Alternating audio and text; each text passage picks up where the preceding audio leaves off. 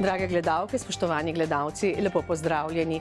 Bolj, ko se bližajo prazniki, bolj se narava odeva v zimsko podobo. Včeraj smo dobili zajetno snežno pošiljko, kar je razveselilo vse ljubitelje zime, malo manj pa tiste, ki se morajo vsak dan voziti, bodisi na delo ali kam drugam. Kakorkoli, kot kaže, bo Božič bel in zato še bolj prazničen. Nocoj poudarjamo naslednje novice. Litijska komunala je bila na sneg dobro pripravljena. V občini Šmartno pri Litiji nadzorni odbor opravil 2 kontroli poslovanja.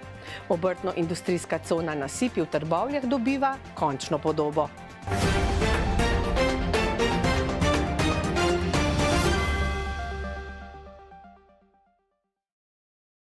Obilno sneženje, ki je v noči srede na četrtek zajelo domala vso državo, je nasulo precej snega tudi v naši regiji.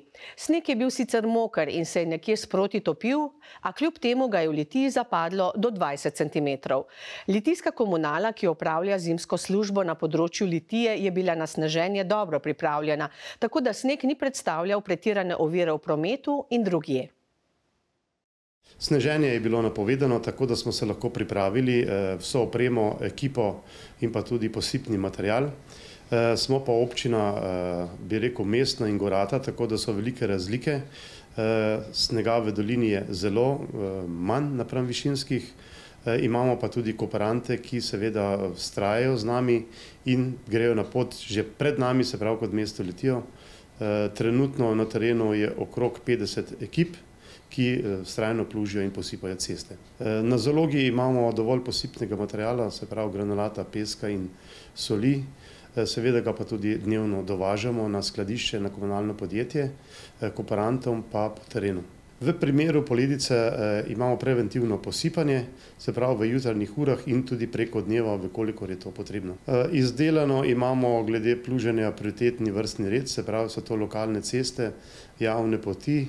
Sicer to izvajamo hkrati, pločniki pa postane potem, ko mi izpostavimo prevoznost, je pa čiščenje pločnikov, parkirišč in tako naprej. Občanom svetujemo, da lahko dobijo tudi material na komunalnem podjetju, se pravi sol. Kličejo tisti, ki imajo željo, da pred svojim pragom tudi sami stopijo z nami in tako je boljše za vse občane in tudi nas. Šmarski občinski svet je na svoji zadnji seji obravnaval tudi poročili nadzornega odbora o opravljenem nadzoru v javnem zavodu Bogenšperk in proračunski postavki občinskega proračuna z področja predšolskega varstva in vzgoje.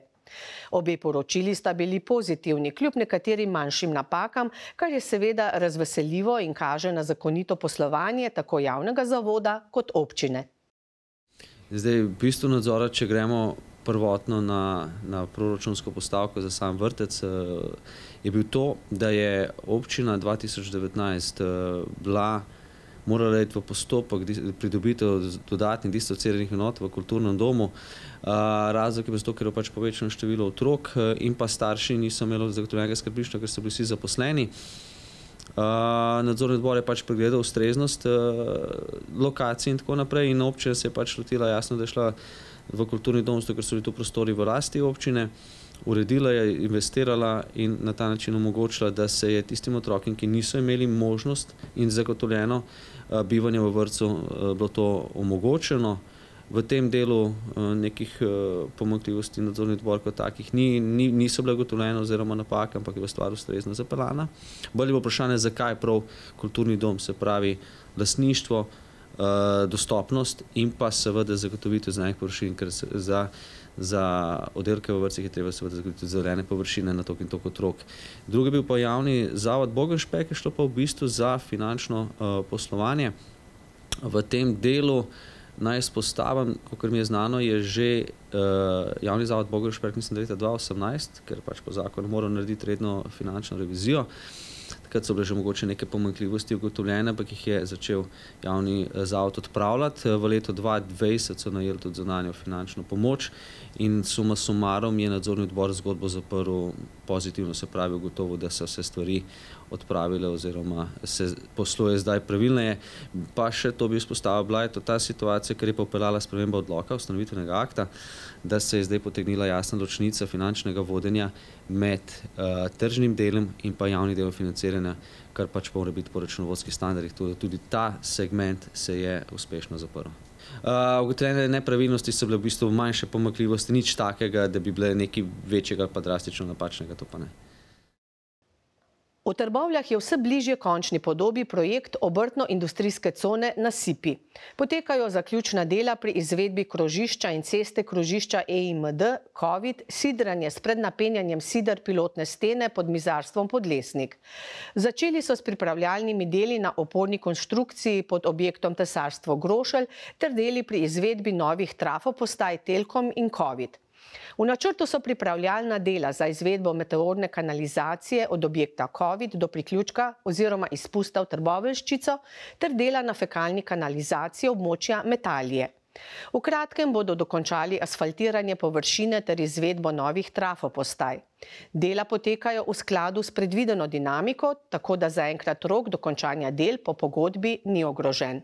Nekaj problemov je z dobavo opreme trafopostaj zaradi podražitve materialov na svetovnem trgu, kar na končni rok izvedbe ne bo vplivalo.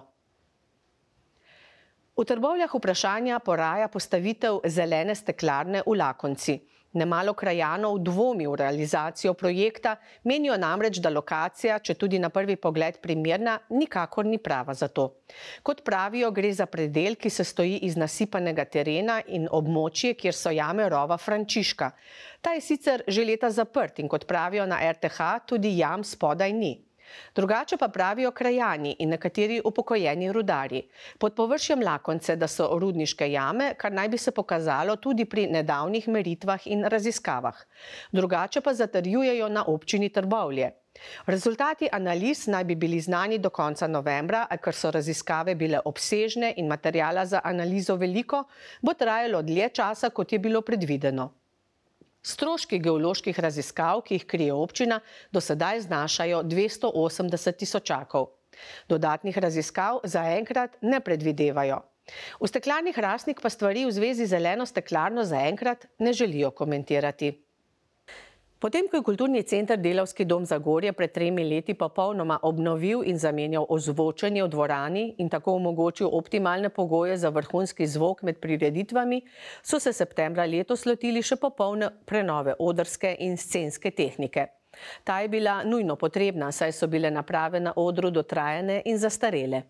Obstoječa odrska tehnika je bila namreč stara več kot 60 let, torej od same postavitve kulturnega hrama v Zagorju. Kaj vse je bilo postorjenega in kako je samim financiranjem, pa direktorica Karmen Cesnik.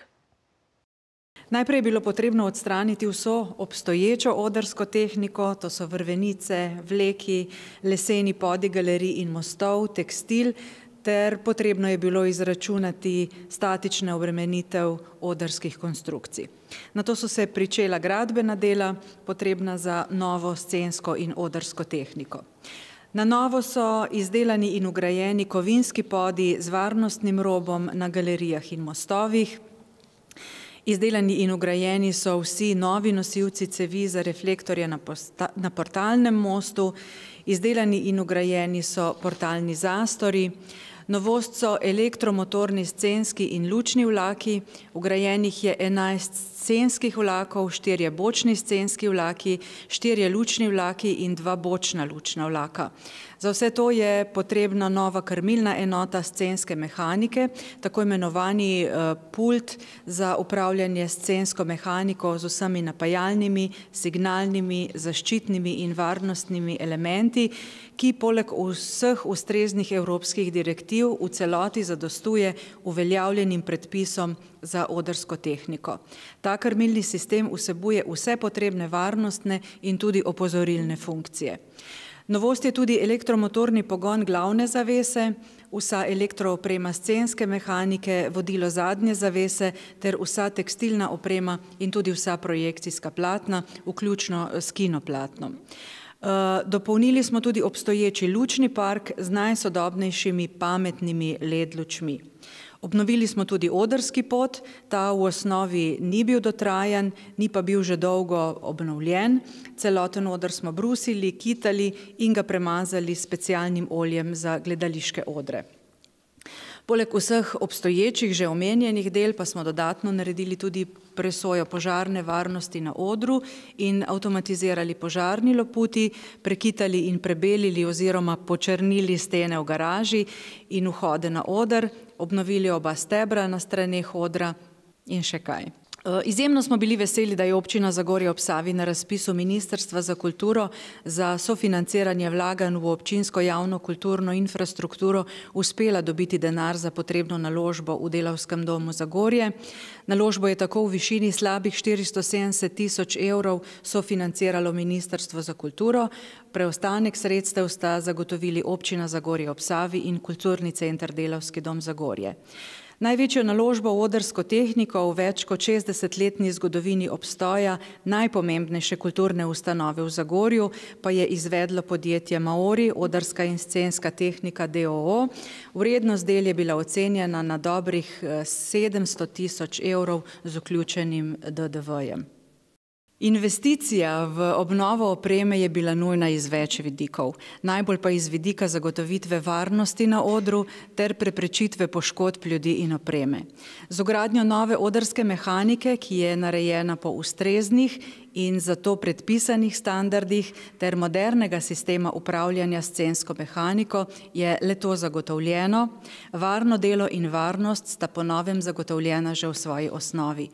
Vgradnjo elektromotornih pogonov in krmilnega sistema, ki sledi zadnjim standardom in smernicam, zagotavlja prijazno delo z opremo, vgrajena je vsa potrebna delovna in varnostna senzorika za nadzor in upravljanje mehanike preko sodobnega krmilnega pulta z zaslonom na dotik. Z novo odrsko opremo so ustvarjeni pogoji tudi za kakovostna gostovanja gledališč, ki bodo imeli na voljo najmodernejšo odrsko tehniko za svoje scenske in tudi lučne potrebe. Gostovanje na odru pa bo v prvi vrsti varno za vse udeležence. Neizmerno smo hvaležni občini Zagorje ob Savi in županu gospodu Matjažu Švaganu, Ministrstvu za kulturo in ne nazadnje tudi občinskemu svetu in svetu našega zavoda za posluh in za vso podporo, da smo lahko izpeljali to več kot potrebno investicijo. Društvo Litijski likovni atelje ali krajše Lila Litija je, kot smo že poročali, v zadnjem mesecu leta pripravil in postavil kar 3 razstave. Ena izmed njih je tudi razstava fotografij Portreti, ki je postavljena v okletnih prostorih Mestnega muzeja Litija. Tokrat so se litijski slikari in kiparji in ostali umetniki spoprijeli s fotografskimi aparati in ustvarjeno pokazali javnosti. No, v letošnjem letu smo se tudi veliko izobraževali na fotografskem področju. Najprej smo šli z Savo in smo slikali vse take stvari, ki so se nam zdele zanimive. Ta razstava o Savi bo šele konec meseca ali po začetku 2. meseca v Šmarski knjižnici. Potem pa smo se lotili večjega projekta, to so bili pa portreti. Zdaj pa, da ne bi iskali ljudi, ki bi jim lahko delali portrete, smo bili kar mi člani sami tisti, ki smo slikali drug drugega. Učil in naučil nas je naš mentor Zoran Poznič in prostore v društvu Lila smo preuredili v atelje za slikanje in fotografirali drug drugega. In potem te slike tudi obdelovali, tako da so sedaj zelo različne in zanimive. Avtorjev nas je 10, nekateri imamo po 4 izdelke, nekateri po 3, tako da je kar 30 slik pripravljenih za ogled. Tudi ta razstava bo do konca decembra. Ker nas je mentor pohvalil, smo seveda zadovoljni, smo se veliko naučili, verjetno bo pa treba še kaj kdaj dodati. Združenje splošnih knjižnic, Skupnost občin Slovenije in Ministrstvo za kulturo so na ta veseli dan kulture 3. decembra že 5. leto zapored podelili nazive branju Prijazna občina. Od leta 2017 je te nazive prejelo 52 občin. Naziv je veljaven 3 leta, po tem obdobju pa prejemnica naziva strokovni komisiji ponovno predstavi svoje nove projekte na tem področju. V letošnjem letu je komisija naziv za nadaljnja 3 leta podelila 12 občinam, med njimi tudi občini Hrastnik in Šmartno pri Litiji. Naziv branju Prijazna občina pa je letos prvo leto prejela tudi občina Trbovlje. Vsem trem čestitke iz našega uredništva. Že od leta 2008 pod okriljem kulturnega društva Podkum vsak december poteka decembrska kulturno-zabavna prireditev Večer na vasi. Sprva je bil program prireditve zelo mešan. Sodelovali so domači in povabljeni glasbeniki, dramske skupine, folklorna skupina, vključene so bile tudi recitacije. Ker je bilo v Lovskem domu premalo prostora za nastop večjih skupin, so se člani leta 2012 odločili, da bi pripravili koncert. S tem pa se je zimski večer na vasi usmeril bolj v nastop posameznikov in manjših skupin. Tako je sedaj večer na vasi posvečen harmoniki. Vsako leto povabijo k sodelovanju domače harmonikarje in glasbenike od blizu in daleč. Vse gledalce vabimo, da si letošnjo prireditev ogledate na naši televiziji jutri ob 20:30. Hvala za vašo pozornost in lep pozdrav do prihodnjič.